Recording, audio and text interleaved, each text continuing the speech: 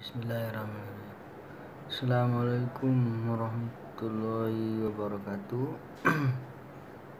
Selamat siang dan selamat pagi atau malam ya.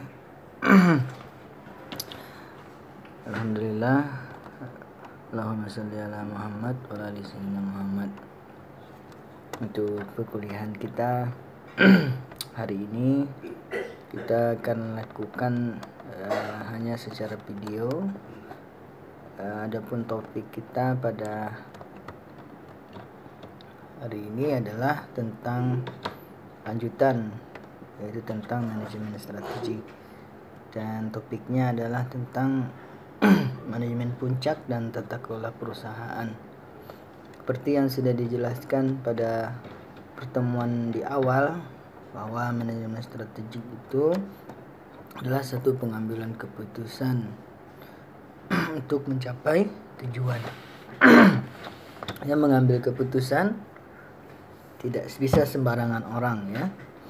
Maka kita harus mengetahui siapa sajakah yang dapat mengambil keputusan di dalam sebuah perusahaan. Nah, pada topik ini kita akan jelaskan siapa-siapa sih yang bisa mengambil keputusan dalam setiap strategi atau kebijakan yang diambil oleh perusahaan. Nah, seperti yang sudah kita pelajari di pengantar manajemen, bahwa manajemen itu memiliki 3 level atau disebut dengan level of management. Yang pertama adalah top management, yang kedua adalah middle, yang ketiga atau yang bagian terakhir yang dalam bentuk piramid yang paling bawah adalah bagian low atau staffing. Nah, itu yang dulu harus dipahami bagi mahasiswa yang mengambil mata kuliah ini. Jadi dalam pengambilan strategi tidak boleh sembarangan orang ya, dan harus orang yang memang mempunyai hak penuh terhadap perusahaan tersebut baru bisa mengambil keputusan. Nah, seperti saya ulangi lagi, di dalam level of management ada 3. Yang pertama adalah top management ya. Nanti kita lihat siapa-siapa saja yang ada di top management. Yang kedua adalah middle management, dan siapa-siapa juga yang ada di middle management. Yang terakhir, yang paling bawah dari tatanan piramid bentuk yaitu adalah lower atau staffing dalam manajemen. Nah, kita lihat masuk yang pertama adalah Dewan Komisaris. Nah, Dewan Komisaris ini adalah sebuah dewan yang bertugas untuk melakukan pengawasan dan memberikan nasihat kepada direktur perusahaan terbatas. Nah, Dewan Komisaris ini adalah sebuah dewan yang bertugas untuk melakukan pengawasan. Kalau diumpamakan Dewan Komisaris ini seperti di Bank Riau ya, di Bank Riau Republik Indonesia, bahwa Bank Riau itu dimiliki oleh beberapa kabupaten ya, Kabupaten Inhil, Kabupaten Rokan Hulu ya, Kabupaten Siak, dan Kota Pekanbaru, dan kota-kota yang ada di Provinsi Riau. Jadi Dewan Komisaris adalah dewan-dewan yang memiliki pengaruh yang besar ya terhadap Bank Riau ini, yang diambil oleh dari setiap bupati-bupati yang ada di Provinsi Riau. Nah, Dewan Komisaris ini di Indonesia ya sudah dalam Undang-Undang Nomor 40 Tahun 2007 ada beberapa tugas ya yang dijabarkan. Adapun wewenang yang tanggung jadi Dewan Komisaris. Pertama adalah Dewan Komisaris ya. Jadi tata kelola manajemen puncak dari Dewan Komisaris adalah sebagai monitor. Kedua adalah sebagai pengevaluasi dan mempengaruhi, mempelajari usulan, keputusan dan tindak manajemen menuju atau tidak alternatif tersebut. Ketiga, merekrut dan memberhentikan. Keempat, mengontrol dan memonitor. Kelima, memperhatikan kepentingan pemegang saham ya. Nah, inilah yang akan mengambil, seperti yang saya disampaikan di awal tadi, adalah orang-orang inilah yang akan mengambil keputusan setiap strategi yang akan diambil ya. Yang jelas, Dewan Komisaris adalah benteng pertahanan terakhir. Nah, ini adalah sebuah gambar yang menunjukkan bahwa level of management ya. Jadi yang paling tinggi adalah di MNC grupnya ya, yaitu dewan pemilik. Dewan pemilik ya. Nah, MNC di sini adalah Haritanu sebagai pemilik saham yang paling besar ya terhadap perusahaan tersebut. Adapun unit bisnisnya adalah broadcast dan media, print and media, value added services, content production and distribution and agency ya. Jadi ada 4 ya unit bisnis. Nah, yang top manajemen berada di MNC-nya, sedangkan di middle adalah broadcast media atau yang disebut dengan unit bisnis, brand media, value added services dan konten. Sedangkan di bagian bawah seperti RCTI, Global TV, seputar Indonesia ya, ini adalah disebut dengan functional corporation ya, atau yang di bawah daripada unit bisnis atau yang di posisi paling low. Nah, siapa yang mengambil keputusan-keputusan ini adalah hanya berada di MNC Group ya, atau yang disebut dengan si pemilik seperti Haritanu dan pemegang saham yang lainnya. Nah, manajemen puncak seperti yang saya sampaikan tadi itu berada di MNC yang paling besar ya, Multinational Corporation ya. Kalau kita kita panjang dari singkatan dari MNC adalah Multinational Corporation. Nah, ini adalah top manajemen yang mengambil keputusan apakah mau mengambil broadcast media, print media, mungkin nanti masuk ke unit bisnis yang lain. Jadi tugasnya hanya sebagai benteng pertahanan, dan selain itu tugas dari Dewan Komisaris adalah sebagai penunjuk ya. Jadi dia bisa merekrut dan memberhentikan direktur jika menurut mereka direktur ini tidak bisa menjalankan atau tidak mencapai target yang sudah ditetapkan. Seterusnya dia juga bisa mengontrol dan memonitor. Siapa yang dikontrol adalah direkturnya ya, melihat target dan pencapaian dari kinerja perusahaan tersebut. Nah, itu ya manajemen puncak dan tata kelola perusahaan. Nah, adapun derajat keterlibatan komisaris dalam manajemen strategik dibagi menjadi 6 ya. Ini tergantung dari gaya kepemimpinan dari komisaris tersebut ya. Pertama, yang paling rendah sampai yang paling tinggi atau yang paling aktif adalah yang paling rendah, dimulai dari yang disebut dengan phantom ya.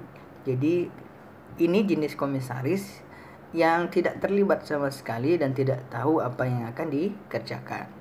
Jadi ini tipikal orang yang sudah memiliki uang yang banyak atau sudah memiliki aset, jadi dia bingung mau menginvestasikan kemana. Jadi dia hanya masukkan ke dalam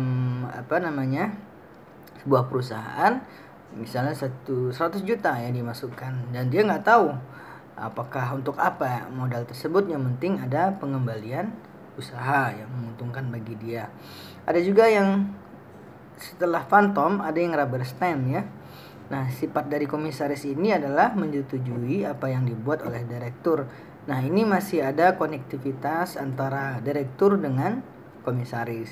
Jadi dia siap memberikan pendapat ya jika direktur ingin mengambil keputusan. Adapun yang ketiga ada yang disebut dengan minimal review. Jadi dia memberikan perhatian atas masalah-masalah tertentu yang disampaikan oleh direktur. Nah, ini juga termasuk yang sedang ya derajat keterlibatannya, karena dia mau mendengarkan keluhan dari direkturnya dan juga mau menyelesaikan masalah-masalah yang dihadapi oleh direkturnya. Yang keempat adalah partisipasi nominal ya. Terlibat dengan intensitas terbatas pada keputusan penting atau meninjau ulang. Nah, ini juga antara minimal review dan partisipasi nominal ini posisi sedang ya. Jadi dia tidak terlalu mencampuri kebijakan direktur, dan dia juga menyetujui setelah setiap kebijakan yang dikeluarkan oleh direktur. Nah, yang paling tinggi adalah partisipasi aktif dan katalis. Nah, ini dia masuk ke dalam struktur organisasi ya. Dia menjadi direktur sekaligus juga sebagai komisaris ya. Jadi dia juga menyusun strategi dan sebagainya. Nah, itulah tingkat keterlibatan ya. Tapi manapun yang terbaik dari ini adalah tergantung ya. Kalau saya sih maunya yang phantom ya, jadi tidak terlibat sama sekali dan tidak perlu memikirkan usahanya. Yang penting setiap periode tertentu kita mendapatkan keuntungan dari usaha yang dilakukan oleh PT tersebut. Tapi kalau Anda yang takut ya uang Anda diambil atau aset Anda atau investasi Anda hilang, maka bisa Anda masuk sebagai katalis atau partisipasi aktif ya, sebagai direktur atau wakil direktur. Minimal Anda masuk di situ dalam struktur organisasinya. Tapi Anda tidak bisa beraktivitas yang lain ya, akibatnya Anda harus fokus dengan posisi tersebut ya. Selanjutnya, jadi komisaris itu memiliki dewan ya. Dewan ini kumpulan dari beberapa komisaris, atau yang saya umpamakan tadi adalah kumpulan dari beberapa bupati yang ada di Provinsi Riau ya. Nah, ini adalah terdiri dari komisaris internal. Dewan komisaris memilih hubungan dekat dengan pemegang saham ya. Seperti tentulah ya, Bang Riau itu pimpinan direktur sangat dekat dengan bupati-bupati yang ada di Provinsi Riau, karena sumber modal dari Bang Riau itu berasal dari kabupaten-kabupaten yang ada di Provinsi Riau. Ada juga komisaris eksternal dipilih. Nah, juga tugasnya ya sebagai memilih ya ataupun sebagai agensi teori atau stewardship teori ya, sebagai pihak eksternal dapat melindungi kepentingan perusahaan. Sedangkan teori broad direct strategy change dengan demokrasi peran signifikan dalam menentukan perubahan strategi secara efektif dan selaras ya. Jadi Dewan Komisaris ini bersama direktur menyusun keputusan strategi. Jadi sudah kita ketahui bahwa mata kuliah manajemen strategik ini sangat tinggi ya, karena posisinya berada di top manajemen. Jadi kita sebagai karyawan sudah tahu bahwa apapun kebijakan yang dibuat oleh perusahaan, pastilah keputusan itu atau kebijakan itu dikeluarkan oleh pimpinan perusahaan, baik Dewan Komisaris maupun direktur ya. Jadi yang kedua adalah menggunakan suksesi direktur utama CEO dari luar organisasi ya. Jadi ada sebagian bank atau perusahaan dia mengambil direktur dari luar organisasi, bukan dari dalam organisasi. Tujuannya agar terhindar dari kepentingan internal ya.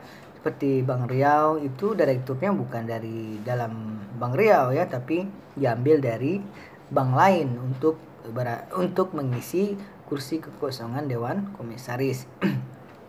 Juga tugasnya memilih direktur utama yang memilih pengalaman sebelum dengan strategi baru ya. Jadi manajemen puncak, direktur atau CEO adalah berperan ya paling dominan dalam pengambilan keputusan, dalam perumusan strategi, harus memiliki wawasan yang cakap dan beragam serta berpengalaman yang panjang. Nah, ada syarat yang harus dimiliki oleh seorang CEO atau direktur ketika akan mengambil keputusan mereka harus memiliki pengalaman yang sangat panjang di bidang tertentu ya. Kalau misal dia berpengalaman di bidang perminyakan, maka dia akan masuk ke industri perminyakan. Jika dia memahami tentang perbankan, maka dia akan masuk sebagai direktur di perbankan. Jadi syarat berikutnya adalah direktur itu juga harus memiliki pengetahuan dan informasi yang sangat banyak. Karena syarat untuk mengambil keputusan adalah informasi dan data ya. Tanpa informasi dan data, maka keputusan yang kita akan buat akan salah ya. Tujuan yang kita akan capai, metode yang akan kita capai pasti akan salah karena informasi yang salah. Jadi kunci dari kesuksesan strategi adalah salah satunya sumber informasi yang memang valid ya, yang memang benar sehingga dapat dipertanggungjawabkan. Jadi menurut Wallen dan Hanger 2007, adapun beberapa tanggung jawab direktur adalah memimpin pelaksanaan visi dan memberi visi strategik, mengarahkan semua aktivitas agar perusahaan dapat mencapai tujuan. Benar ya, seperti di awal pertemuan bahwa strategik itu adalah yang paling penting mencapai tujuan ya. Kedua adalah mengolah proses perencanaan strategi, memastikan proses perencanaan strategi berjalan dengan sukses dengan pendekatan bottom up atau top and down ya. Jadi kita nggak boleh hanya bottom up saja dan kita nggak boleh juga top and down. Jadi kita harus sinergi ya. Jadi segala informasi dari bawah kita bawa ke atas, segala informasi ke atas kita bawa ke bawah, agar seluruh elemen dalam organisasi mengetahui tujuan yang akan dicapai. Jadi visi dan misi itu harus dikomunikasikan kepada seluruh organisasi yang ada di elemen atau sumber daya manusia yang ada di organisasi tersebut, sehingga tujuan bersama ketahuan ya. Jadi kita bisa melaksanakannya secara bersama-sama dan membagi prosesnya sesuai dengan bidang dan keahliannya masing-masing. Kalau memang dia paham dengan SDM, maka dia akan masuk di bagian SDM.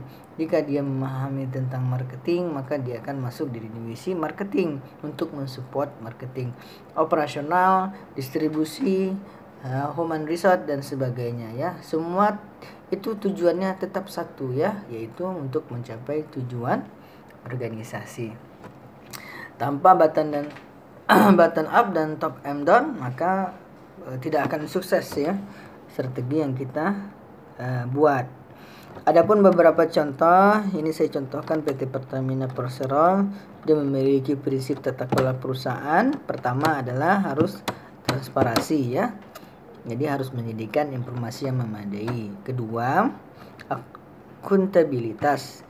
Nah, maksudnya adalah data yang akan kita dapatkan atau setiap aktivitas yang dilakukan harus dipertanggungjawabkan kinerjanya, terukur. Jadi kita buat standarnya, kita buat targetnya, harus dapat diukur berapa, apakah dalam bentuk angka atau dalam bentuk hari atau dalam uang ya, dan transparan dan wajar. Sedangkan yang ketiga, responsibilitas, harus bertanggung jawab terhadap masyarakat dan lingkungan. Tidak boleh membuang limbah sembarangan ya, karena akan mencemari lingkungan. Keempat, independen, tidak bisa terintervensi oleh pihak lain ya, apalagi intervensi oleh pihak asing. Jadi kita harus mandiri dalam intervensi organisasi kita. Terus ada kesetaraan dan kewarganegaraan, yaitu fairness ya, memperhatikan pemegang saham. Karena sumber dana dalam operasi kita sangat terkait dengan saham ya. Nah, mungkin itu yang bisa saya jelaskan dalam video ini ya. Silahkan berikan komentar terhadap video ini sebagai bukti kehadiran Anda di mata kuliah manajemen strategik untuk sesi yang ketiga ya. Tapi bahannya ini adalah bahan sesi kedua ya. Terima kasih, dan silahkan nanti di komen di sesi yang ketiga saja ya, dimana video ini diupload. Terima kasih, dan saya akhiri, wabillahi taufiq wal hidayah. Assalamualaikum warahmatullahi wabarakatuh.